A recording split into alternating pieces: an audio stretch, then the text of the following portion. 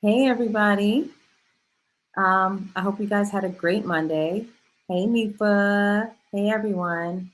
I just wanted to come on here and give a more expanded thought of Macy Gray, and I would love for you guys to hop in, with me and give, some of your thoughts. The thing with, earlier I did like a TikTok where they were saying, the beginning of that TikTok said, Macy Gray's national anthem performance is going to go down as, similar to what Fergie did. And I'm just trying to figure out how, because to me, Fergie sounded, it wasn't on brand for her. Like I don't really follow Fergie closely, but the songs that I did hear of her, I'd never heard her sound like that. Like it was so schmaltzy New York.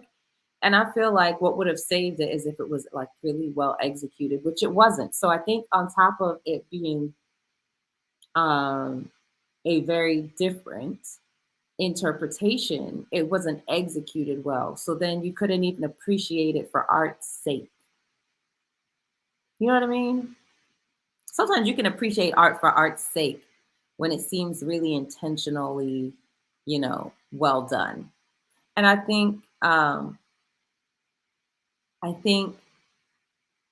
Macy Gray was so on brand. She sounded the way she always sounded. There wasn't really any pitch issues. She didn't seem like she was stumbling over any words. I've never been to a Macy Gray concert, and yeah, she was kind of stumbling a little, but it seemed to me like that was part of the act. So, Macy, of course, I would love to scope her chords and just kind of see how her chords function because there was a lot. Um, I wondered how she ever made it. And that's the thing, whether we like Macy or not, she clearly has an audience. She has a Grammy. She's been in the industry since like the 90s. So I think she is worthy of being a case study of what it is that attracts people to different artists. What are the reasons that people are attracted to her? Because she's not a Whitney. She'll never be a Whitney. She'll never even attempt. She'll never even try to be a Whitney. And I think that's where the disappointment comes in.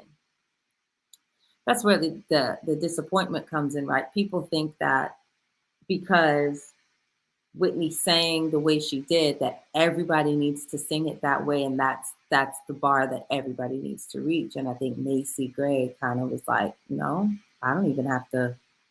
I don't even have to make y'all think I'm trying to reach that bar. Like I'm gonna do something else, like I've always done, and it's been fine.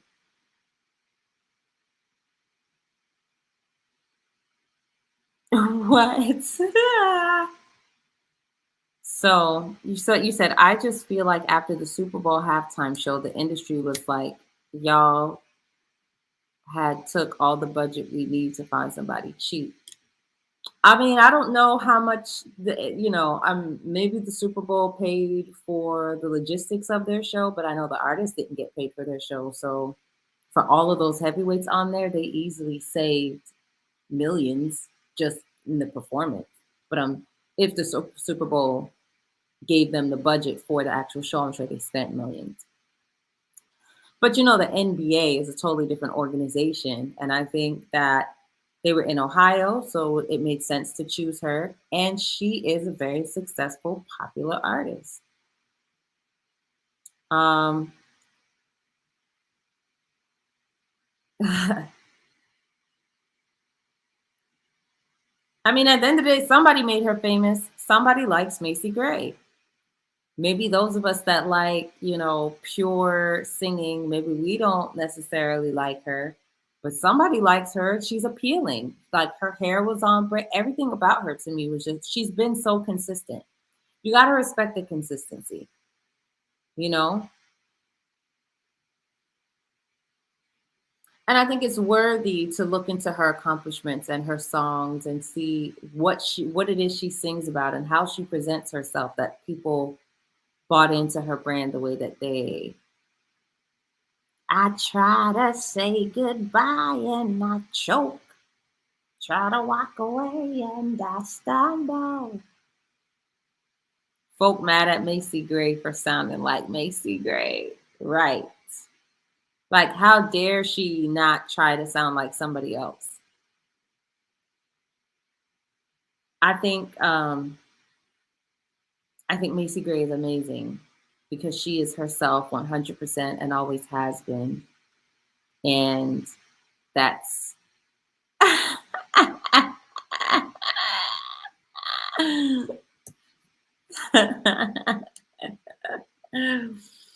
um look, somebody bought into it. Somebody was sold on it. A whole lot of people. Somebody was saying that she's really big in Europe. I believe it. But that's all I really had to say, you guys. Fergie, that was not the same. To compare her to Fergie, put her in the same sentence, absolutely not. Fergie was not good that day. She just didn't vocally sound good.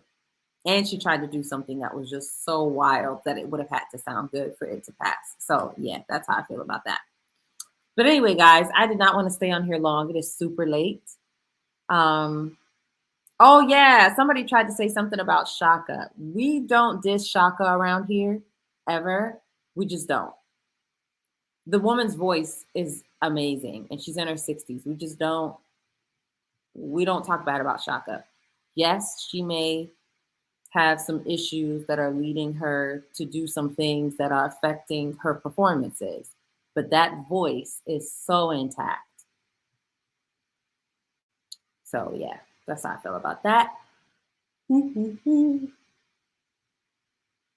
saw that. Can you do something on Stevie Wonder's voice? Sure.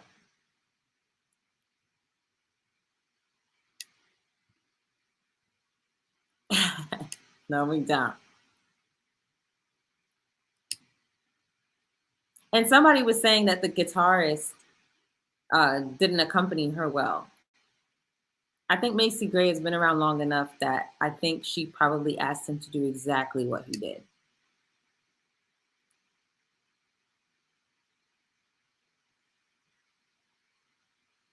You know, it's interesting. I don't know if she's going against classical techniques. I don't know if her voice, I think maybe her voice always sounded like that. And who knows, maybe she never even tried to train, or maybe there's just maybe I don't know her story.